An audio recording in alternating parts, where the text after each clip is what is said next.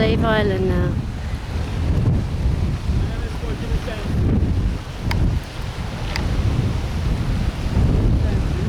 Jimmy. Jimmy Science. Jimmy Science in a warrior in Alberta.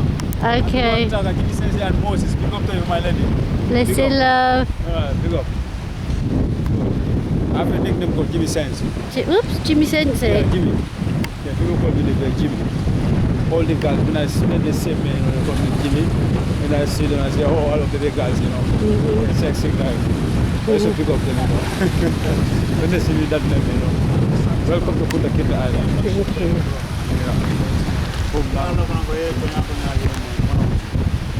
Right, please, can you come this way here? Yes, sir. And without wasting much time, once again, you are highly welcome in James Island. Thank you very much.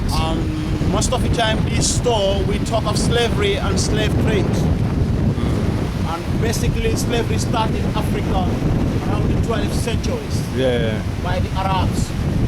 The Arabs are the one coming to Africa to take the locals, and they would introduce Islam to them.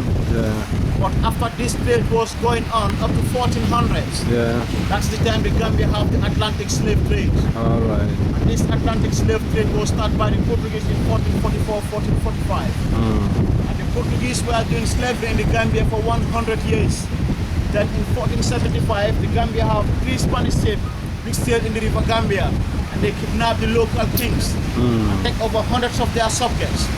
That's why there was a constant demand from the New World, that's America, so that the plantation could expand. And the estimation of the amount of slaves that were transported from West Africa is almost 20 million slaves. And during the transportation to America, 6 million lose their lives because of the horrible condition they used to earn from the slave ship.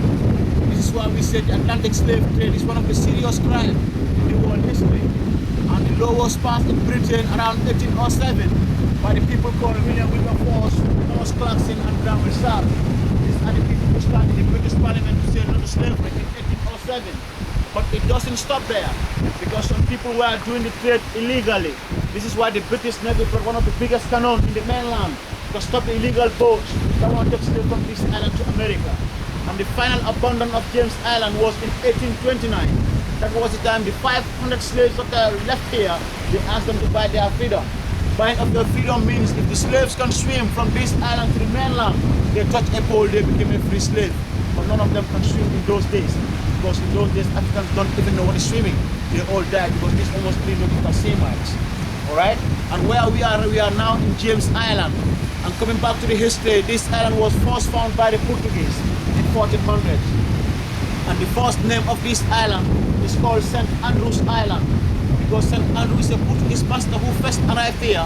He named the island after his name. They call it St. Andrew's Island in 1400s. And this island is called the Voyage of No Return. The moment the slaves come here, they can never go back to their traditional compound. And in those days, the reason why they call here James Island is because of when the English come in 1651. There was a rate and encounter between the English and the Portuguese. And James II of York took the island from the Portuguese. He named it James Island. And you can see the island is full of cannons. These are the cannons that are here to protect this island. Because about 500 local men from the village where we come from want to come and rescue their fellow blacks here. But they don't succeed. Because in the olden days, the Europeans had a problem here. All those 500 people, they died. This is why we say the Atlantic slave trade is one of the serious crimes in the world history. So once again, I thank you very much for your attention. From here, you will follow me inside. We have different dungeons that I have to explain their functions to you. And still, if you have questions, you can keep them coming. Once again, I thank you very much for my call to speak. Thank you.